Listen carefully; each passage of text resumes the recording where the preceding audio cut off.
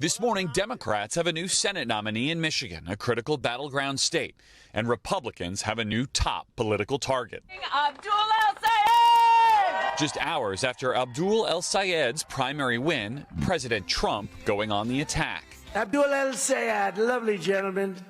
He's a man of hate. When I watch Abdul, he's full of El-Sayed firing back overnight.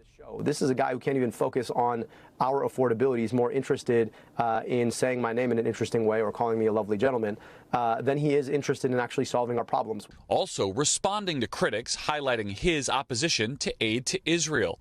El-Sayed saying he stands with Jewish people, adding, I think there's a challenge when folks try to use the specter of anti-Semitism to extend toward protecting a foreign government against criticism. Republicans also trying to link the outspoken progressive, a supporter of programs like Medicare for All, to Democrats nationwide. A lot of Americans look at this rising tide of socialism and say, how did we get here? Vance echoing the president, who also tried to tie the primary results to the National Party in that Las Vegas speech.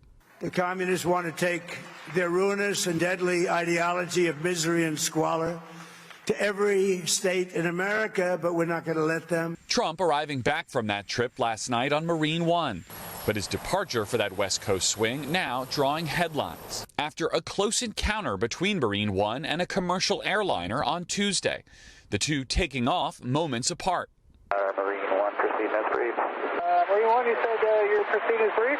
The FAA saying there was a, quote, momentary loss of separation during which controllers maintained contact with both aircraft and that, quote, the president was never in any danger. Frequent flyers in and out of D.C. know that typically when the president is in the air here, nothing else is allowed to be. So how that passenger jet and the presidential helicopters came to be as close as they were in that video is now the subject of investigations by both the FAA and the NTSB. Craig? Garrett Haake from the White House. Garrett, thank you.